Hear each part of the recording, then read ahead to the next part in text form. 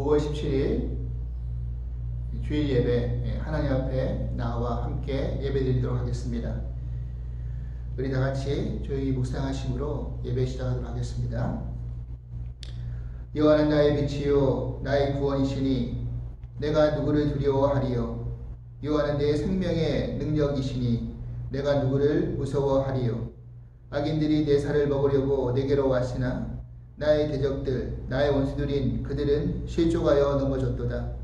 군대가 나를 대적하여 지칠지라도 내 마음이 두렵지 아니하며 전쟁이 일어나 나를 치려 할지라도 나는 여전히 태연하리로다.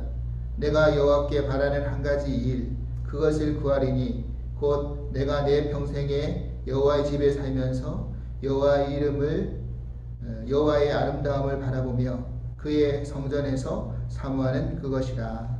아멘. 우리 찬송가 430장 주와 같이 길 가는 것 우리 함께 찬송하시겠습니다.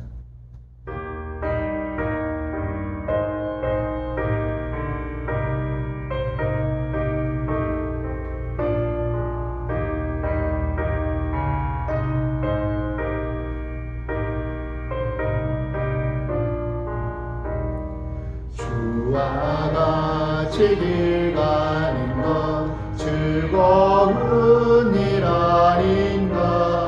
우리 주님 걸어가신 발저 죄를 밟겠네.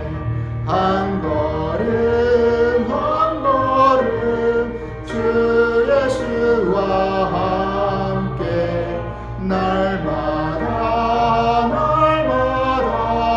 우리 걸어가리. 어린아이 같은 우리 미련하고 약하나 주의 손에 이끌리어 생명길로 가겠네. 한 걸음 한 걸음 주 예수와 함께 날마다 우리 걸어가리.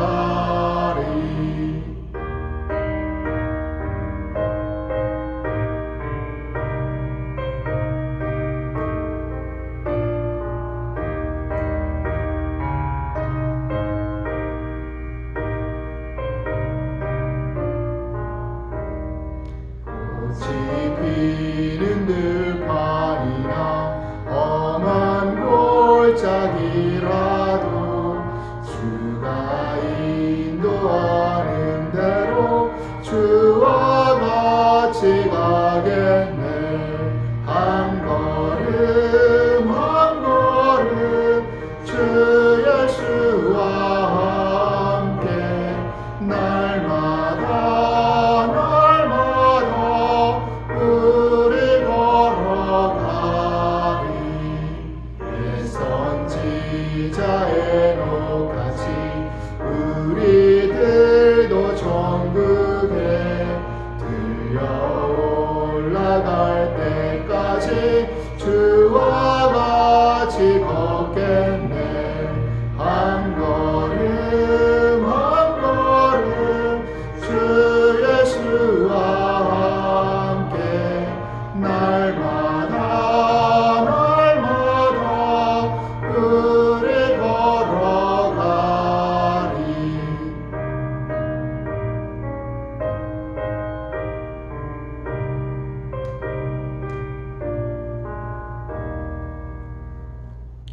은혜와 사랑의 하나님, 지난 한 주간도 저희들을 지켜주셨다가 오늘 주의 날을 맞이하여 하나님께 예배드릴 수 있도록 인도하여 주심에 감사드립니다. 늘 깨닫는 일이지만 하나님의 은혜가 아니고서는 살아갈 수 없는 저희들임을 고백합니다. 지난주부터 서서히 각종 분야에서 경제활동이 재개되고 있습니다. 이로 인해 코로나 바이러스가 재확진되지 않을 수 있도록 특별히 저희 모두들을 지켜주시고 교회도 하루속히 다시 모여 하나님께 예배드릴 수 있도록 인도하여 주시옵소서. 우리를 사랑하시는 하나님의 열심이 다함이 없는 것 같이 우리를 향한 그 마음 우리가 믿고 의지하고 또 주님을 향한 우리의 믿음 또한 중단이 없게 하여 주시옵소서. 오늘 드려지는 예배 가운데 주님의 음성을 듣게 하시오며 이 시대와 우리를 향한 하나님의 뜻을 분명히 깨달아 이번 한 주간도 더욱더 주님을 의지하며 찬양하는 삶을 살게 하여 주시옵소서. 감사하며 예수 그리스도 이름으로 기도하옵나이다. 아멘. 오늘 우리에게 주신 하나님 말씀은 마가복음 8장 22절에서 26절까지의 말씀입니다. 마가복음 8장 22절로 26절 말씀, 여러분도 같이 성경책이 있으신 분들은 같이 보시고 함께 한 목소리로 봉독하도록 하겠습니다. 베스다의 이름에 사람들이 맹인 한 사람을 데리고 예수께 나와 손대시기를 구하거늘 예수께서 맹인의 손을 붙잡으시고 마을 밖으로 데리고 나가사 눈에 침을 뱉으시며 그에게 안수하시고 무엇이 보이느냐 물으시니 쳐다보며 이르되 사람들이 보이나이다. 나무 같은 것들이 걸어가는 것을 보나이다 하거늘 이에 그 눈에 다시 안수하시매 그가 주목하여 보더니 나와서 모든 것을 밝히 보는지라.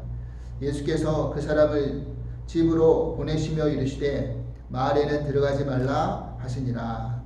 아멘. 샬롬.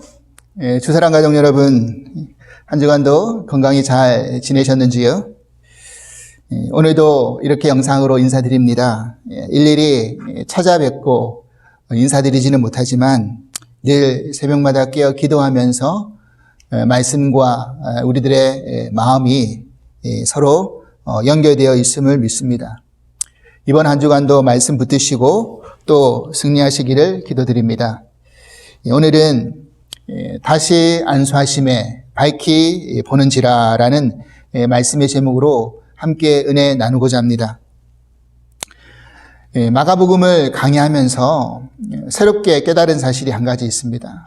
그 전에 어떤 주제 설교를 통해서는 어떤 본문의 사건을 발췌해서 보통 본문의 사건 위주로 이렇게 쳐다보고 또 묵상하고 또 거기에서 분석하고 그렇게 이야기할 때가 많았습니다.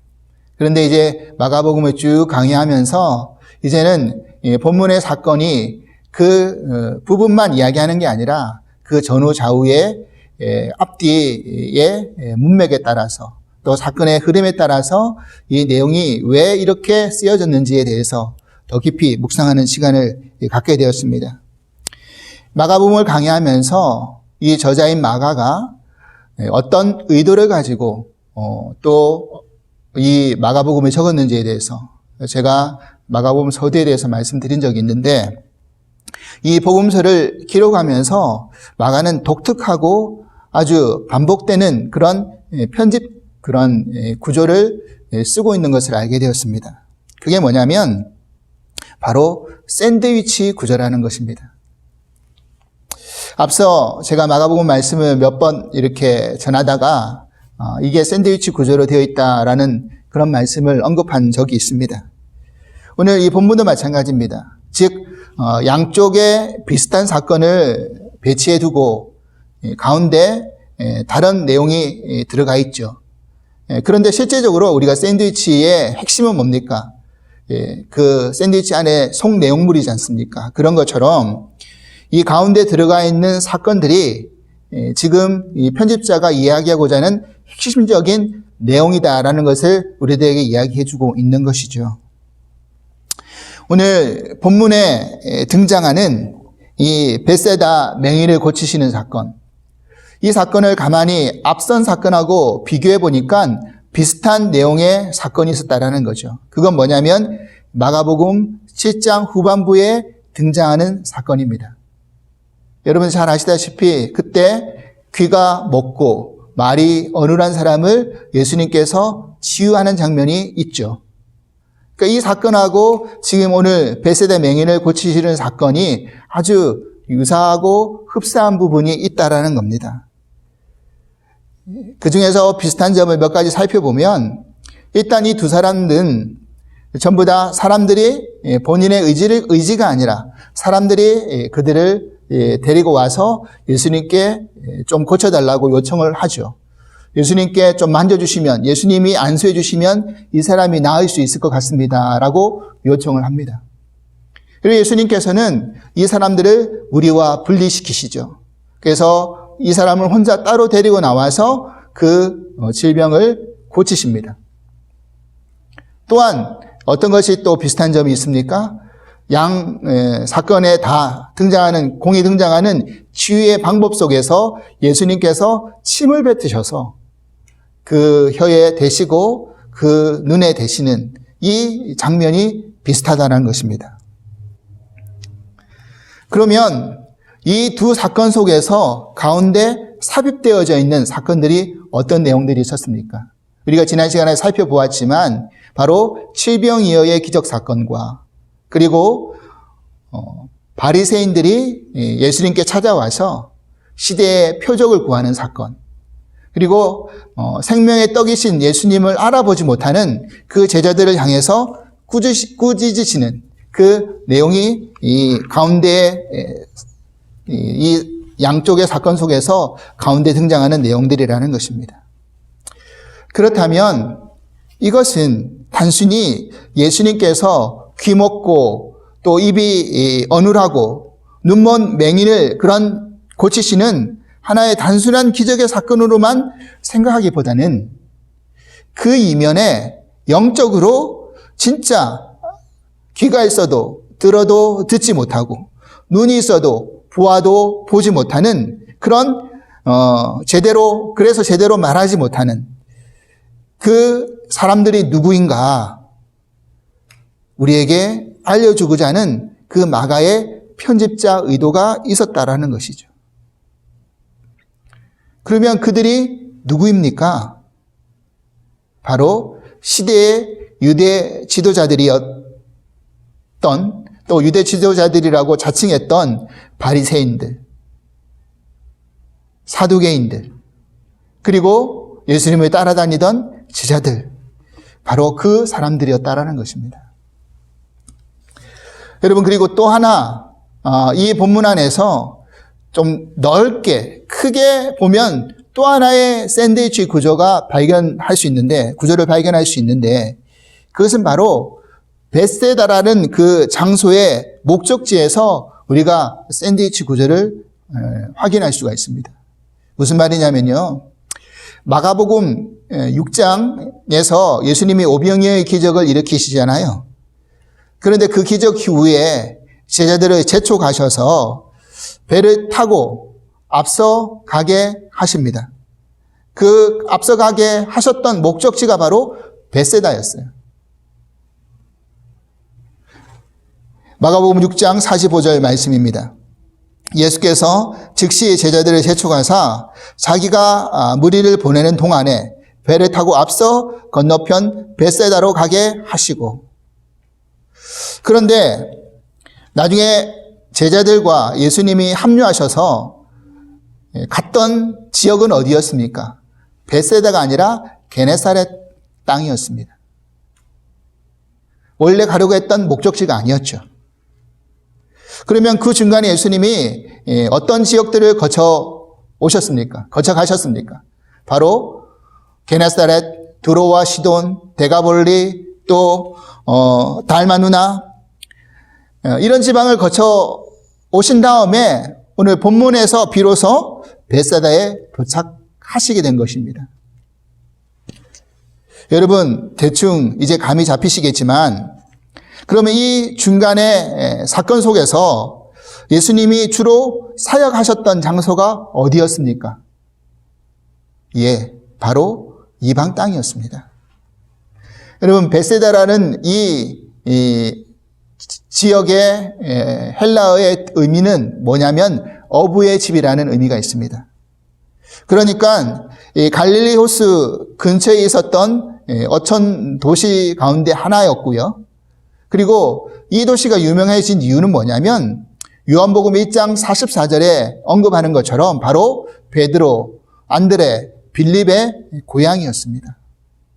그런데 마태복음 11장 21절에 보니까 이 도시가 예수님의 사역에 대해서 아무런 반응을 보이지 않았던, 그래서 정말 완악한 도시들이라고 예수님이 저주했던 그 도시들 중에 한 군데가 바로 벳세다였습니다.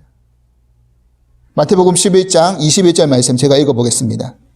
화 있을진저 고라시나, 화 있을진저 벳세다야, 너희에게 행한 모든 권능을 두로와 시돈에서 행하였더라면 그들이 벌써 배옷을 입고 제에 앉아 회개하였으리라.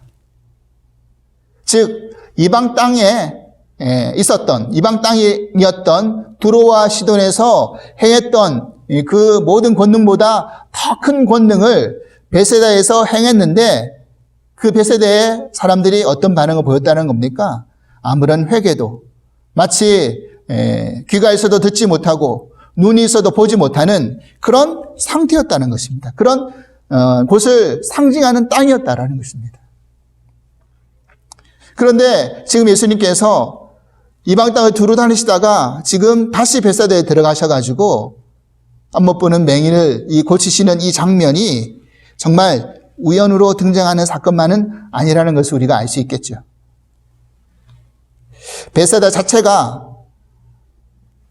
대표적으로 제자들의 고향을 이야기하는 곳이고, 또한 회개치 않는 그런 유대인들의 땅을 상징적으로 이야기해주고 있기 때문입니다. 이것이 샌드위치 구조로 배치되어 있다라고 볼 수 있다라는 겁니다. 오늘 이 벳세다에서 소개되고 있는 이 맹인은요, 사실 나면서부터 맹인은 아니었던 것 같아요. 왜 그러냐면 이 사람이 예수님께 안수받아서 눈을 처음 떴을 때 사람들이 보이고, 예수님 무엇이 보이느냐고 물어보셨는데 사람들이 보이고 나무들이 걸어가는 것처럼 보입니다 라고 그렇게 언급하지 않습니까? 이 말은 어떤 사물을 특징적으로 표현하는 것으로 보아서는 아마 나면서부터는 맹인이 아니었던 것 같다. 그러니까 중간에 어떤 사유인지는 모르지만 중간에 맹인이 되었던 사람이다라고 추측해 볼 수 있습니다. 사실 지금 제자들과 이 유대인들의 모습이 사실 이런 모습일 수 있다는 겁니다.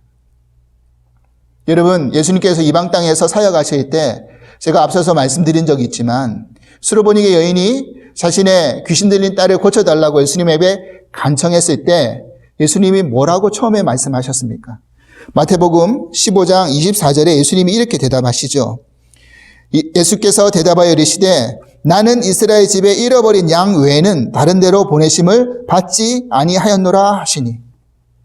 그러니까 예수님 말씀인즉 지금 예수님의 그 유대 땅을 회복시키는 것, 이것이 사실은 그 사역의 첫 번째 우선순위였다라는 것을 말씀하고 있는 거 아닙니까? 그런데 이제 오병이의 기적을 통해서 그 수많은 사람들을 먹이시는 이 장면 속에서 예수님이 진짜 이야기하고 싶었던 내용이 뭐였습니까? 바로 예수님 자체가 생명의 떡이다. 그것을 드러내려고 하셨지만 유대인들은 정작 예수님을 정치적인 메시아, 자신의 그런 육신의 양식을 채워주는 그런 임금으로 삼으려고 했죠. 예수님께서 그런 의도를 아시고 그 사람들을 다 돌려보내시지 않습니까? 그 다음에 사역의 방향이 이방 땅으로 향해지는, 이방 땅을 회복하는 그런 장면으로 바뀌어지고 있다는 것을 우리는 알 수 있다는 겁니다. 그리고 그런 예수님의 사역의 의중 속에서는 여전히 유대인들이, 심지어 제자들까지도 이방인을 개취급하면서 하나님의 구원의 대상에서는 배제된 그런 사람들이라고 가지고 있는, 유대인들만이 가지고 있는 그런 선민의식과 선입견과 고정관념, 이것을 사실 깨트리고자 하셨던 것이었습니다. 예수님께서 나중에 십자가에 돌아가시고 부활을 실천하신 후에 제자들에게 뭐라고 말씀을 하셨습니까? 너희는 가서 온 유대와 사마리아와 땅끝까지 이 말씀, 이 복음을 전하라고 명령하셨죠. 그런데 사실 예수님이 승천하신 후에 예수님의 제자들은요, 그 딴 것까지 전하라는 그 복음의 내용이 무엇인지를 정확하게 파악하지 못했어요. 초대교회를 보면, 사도행전에서의 초대교회의 역사를 보면 그들은 여전히 예루살렘에 남아서 그 사역에 집중했던 것을 알 수 있습니다.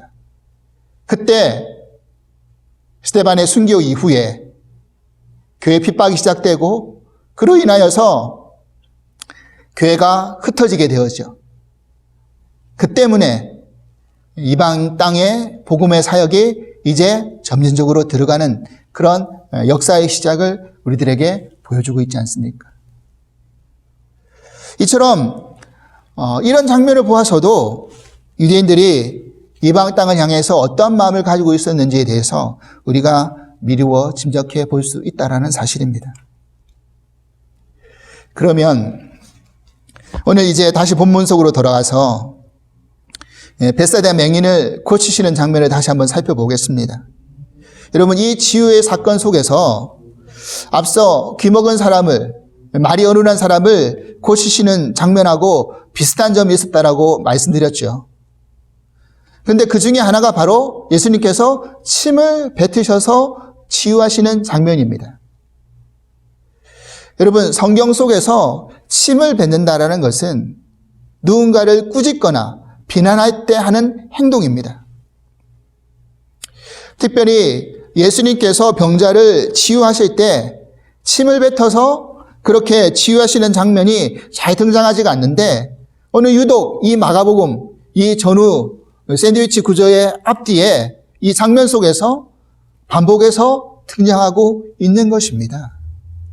이러면 이것 또한 뭔가 예수님의 그 치유의 모습 속에서 의도가 있지 않은가라는 생각을 해볼 수 있는 거죠.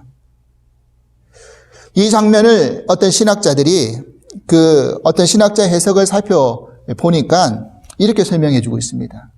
지금 예수님의 권능을 펼쳐 보여도 들어도 듣지 못하고 보아도 보지 못하는 그 시대를 상징하고 있는, 대표하고 있는 그 사람, 그 귀먹고 눈 먼 맹인, 이 사람에게 지금 예수님이 치유하는 과정 속에서 침을 뱉는다는 것은 그들의 완악하고 죄된 것을 비난하시고 꾸짖는 그런 상징적인 모습일 것이다 라고 그렇게 해석을 하고 있는 거예요.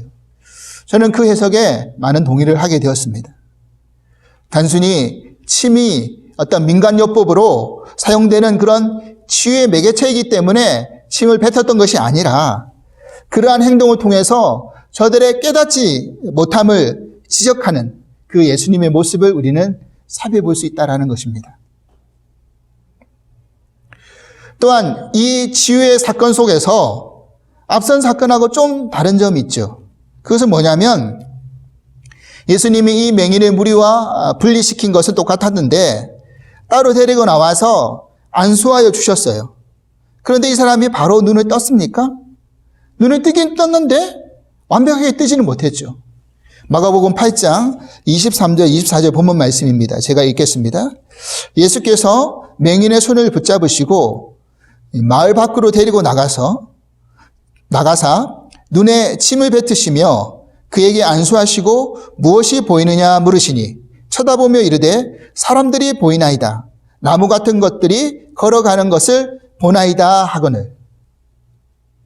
지금 이 맹인이 눈을 뜨긴 떴는데, 눈을 떠서 쳐다보았는데 보기는 보아도 완벽하게 보이지 않는 거예요.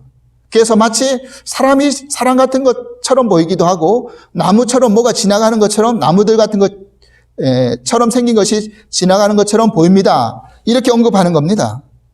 그러자 예수님이 다시 그의 눈에 안수하셨죠.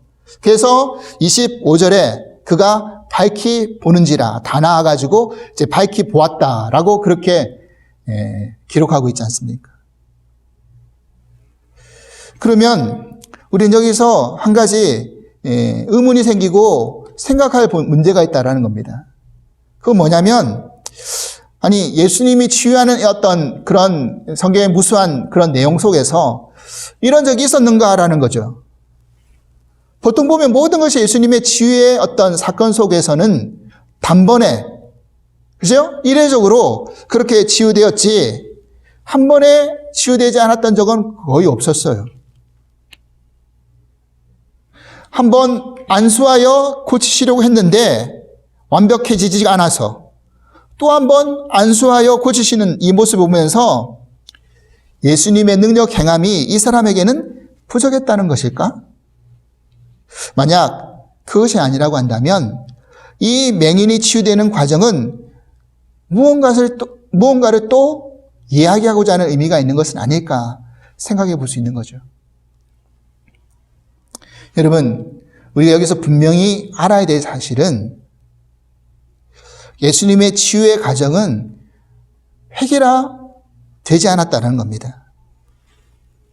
예수님의 치유의 역사를 가만히 살펴보면 사람들마다, 사건마다, 환경마다 다 다르게 예수님께서 역사하셨음을 볼 수 있습니다.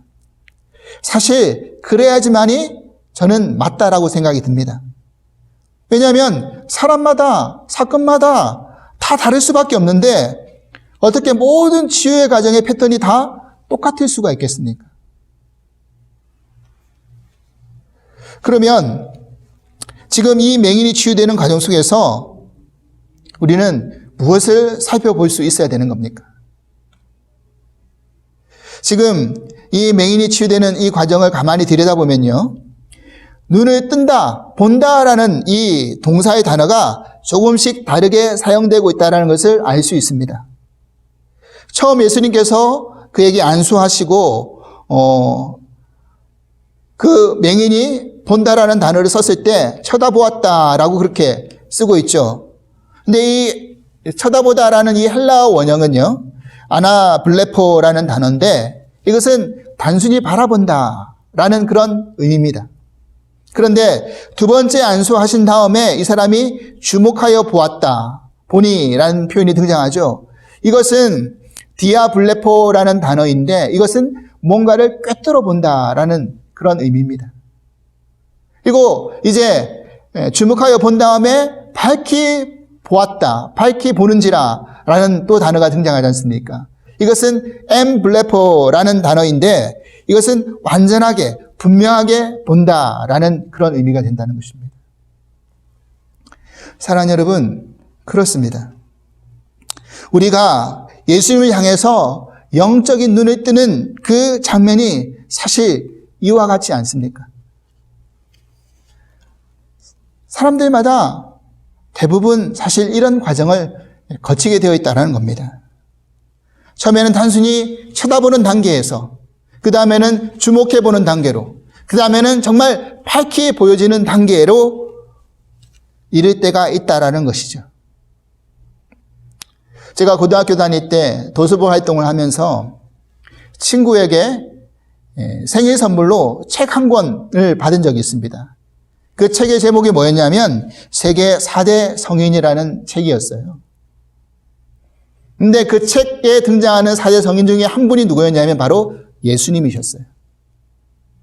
그러니까 세상적으로 예수님을 바라보는 관점이 무엇입니까?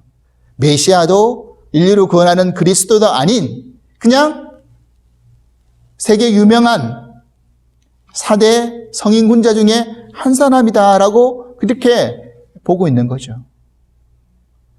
저는 이때 예수님을 믿지 않았기 때문에 저도 예수님을 바라보는 관점이 그 부분에서 크게 다를 바가 없었습니다. 그런데 제가 대학교 다니면서 전도함을 받고 또 예수님을 믿게 되면서 이제 예수님을 쳐다보는 단계에서 주목해보는 단계로 넘어가게 된 것이죠. 그러다가 이제 신학교를 가고 또 목회 안수를 받고 부목사 활동을 하고 또 부목사 그 사역을 계속 감당하다가 이제 담임 목사 사역까지 해오는 와중 속에서 예수님을 바라보는 관점과 깊이가 점점 달라지게 되더라는 것입니다.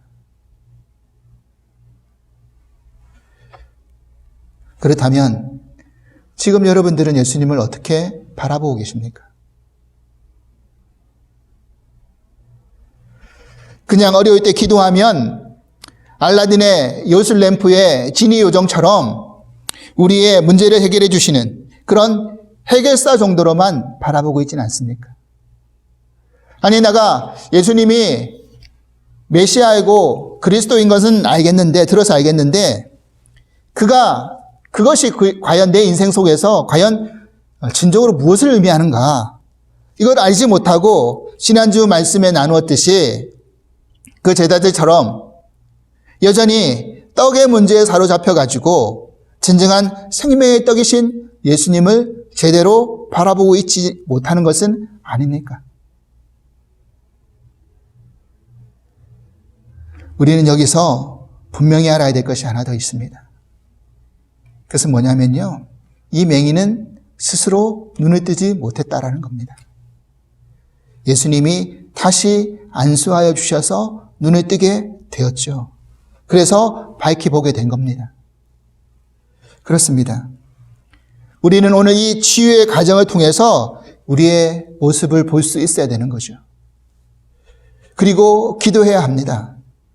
우리가 여전히 이 맹인처럼 예수님을 그냥 쳐다만 보고 있다면, 아니, 보기는 보는데 진정으로 밝히 보고 있지 못하다고 한다면, 주님, 저에게 다시 한번 안수하여 주시옵소서. 다시 한번 만져주시옵소서. 이렇게 기도해야 되지 않을까요? 우리가 예수 믿고 물세례를 받지 않습니까? 그런데 성경에는 물세례만 있는 것이 아니라 성령 세례도 있다라고 말씀하고 있습니다. 초대교회 예수님의 제자들이 결국 성령 충만함 받고 성령 세례 받고 어떻게 합니까? 그 사명을 온전히 감당할 수 있지 않았습니까? 마치 이와 같은 거라는 거죠.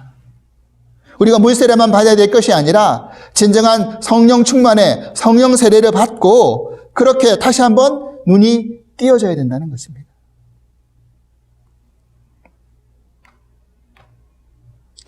이것이 저와 여러분들의 끊임없는, 우리가 눈이 덜 띄어졌다라고 생각하신다면 끊임없는 기도 제목이 될 수 있기를 간절히 소망합니다.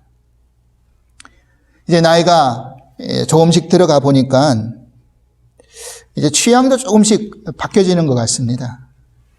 요즘 제가 관심 있게 보는 TV 프로그램이 하나 있는데 그게 뭐냐면 개는 훌륭하다라는 채널입니다.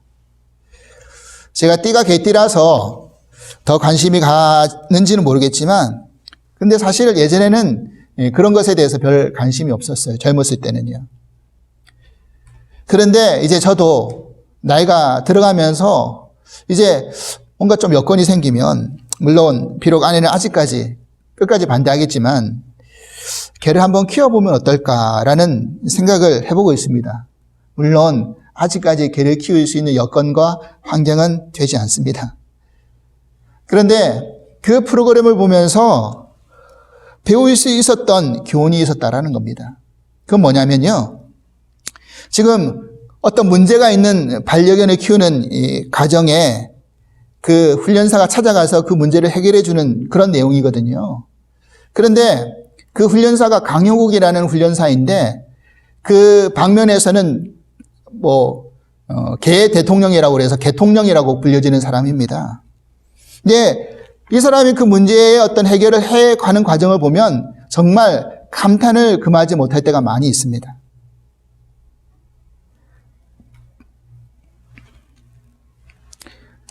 그분이 이 반려견들이 잘못된 행동을 하는 그런 행동 패턴을 보면서 왜 걔가 그런 행동을 하는지를 정확히 파악하는 거예요. 그리고 솔루션을 제시하는 겁니다.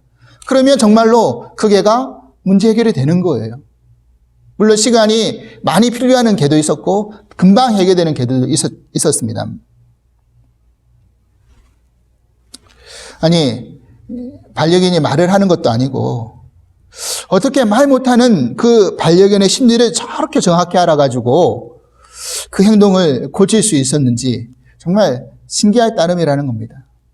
그런데 제가 그 프로를 시청하면서 한 가지 알게 된 사실은 뭐냐면 그 강효국 훈련사가 정말 반려견을 너무너무 진정으로 사랑한다는 사실입니다.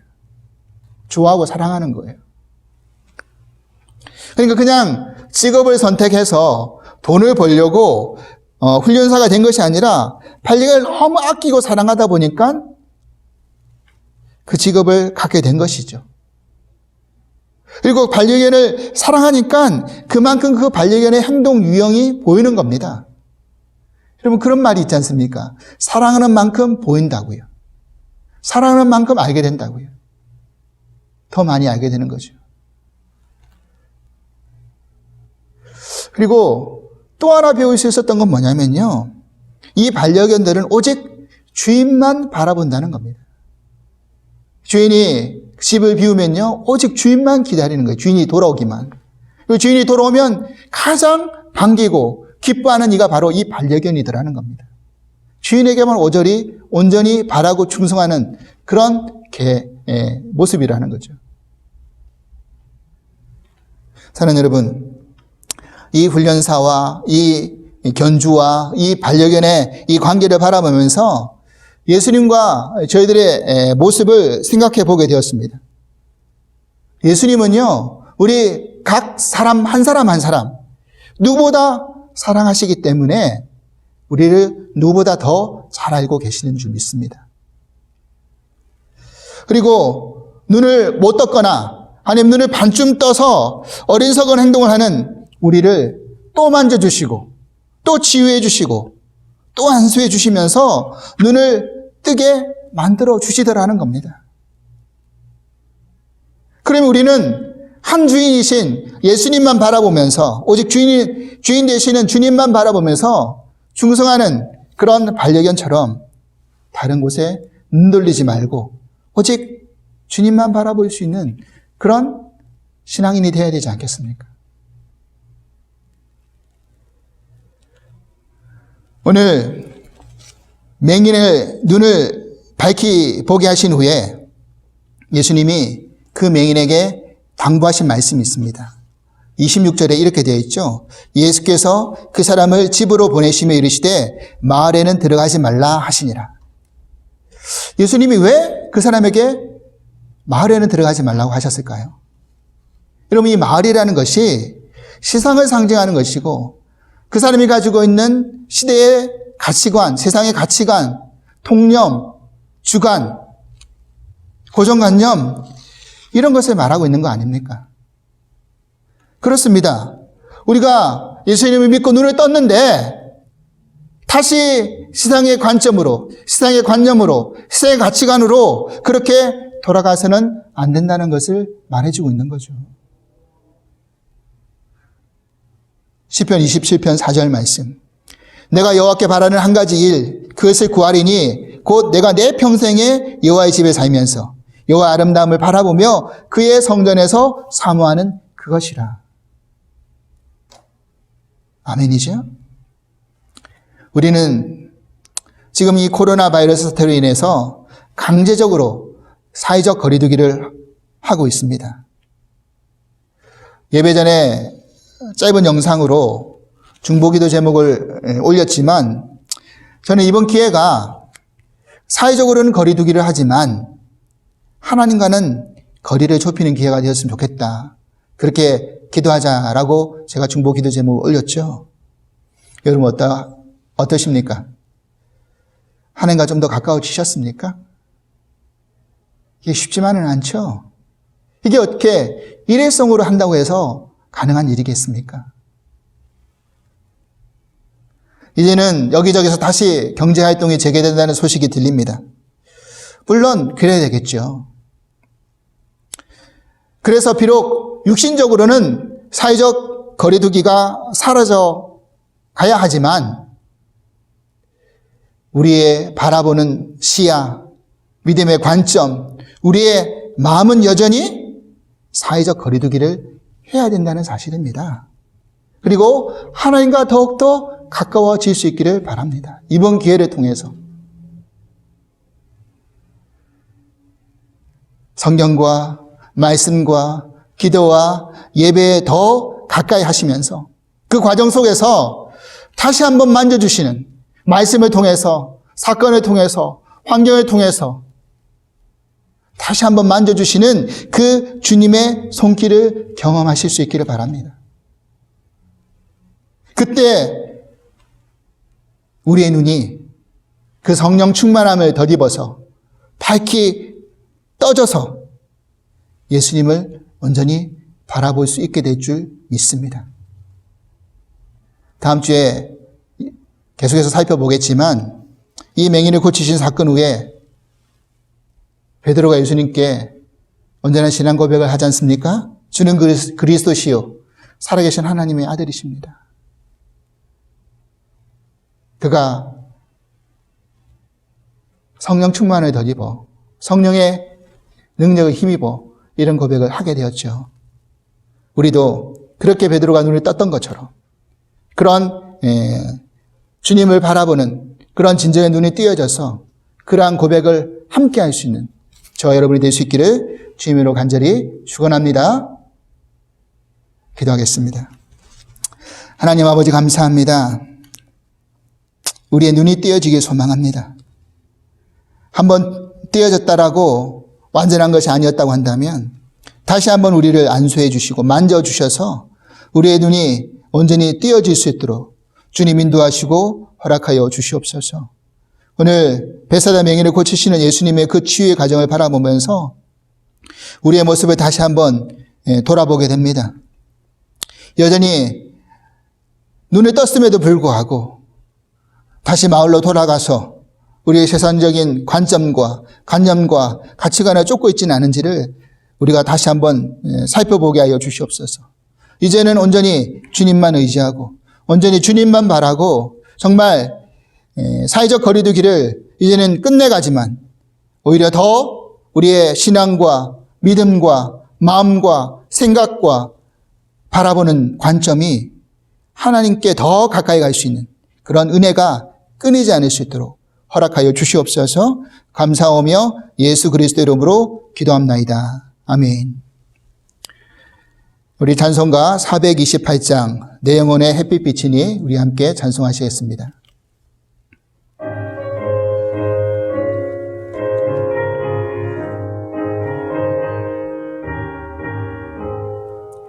내 영혼의 햇빛 비치니 주 영광 찬란해 그 세상 어떤 빛보다 이 빛도 빛나네 주의 영광 빛난 광채 내게 비춰 주시옵소서. 그 밝은 얼굴 배울 때 나의 영혼 기쁘다. 내 영혼에 노래 있으니 주 찬양합니다. 그 편을 기울이시사 다 듣고 계시네 주의 영광 빛난 광채 내게 비춰 주시옵소서. 그 밝은 얼굴 배울 때 나의 영혼 기쁘다.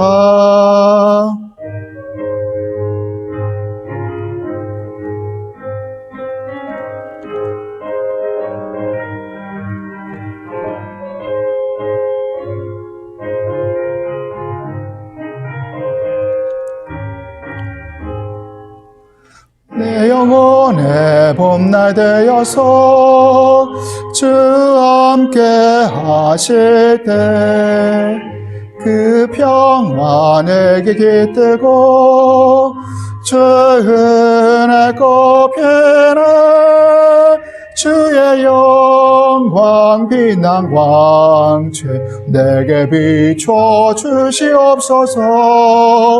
그 밝은 얼굴 배울 때 나의 영혼 기쁘다.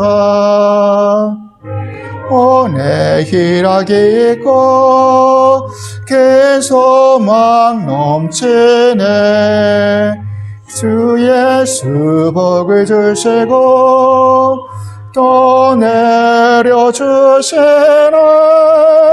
주의 영광 빛난 광채 내게 비춰 주시옵소서. 그 밝은 얼굴 배울 때 나의 영혼 기쁘다.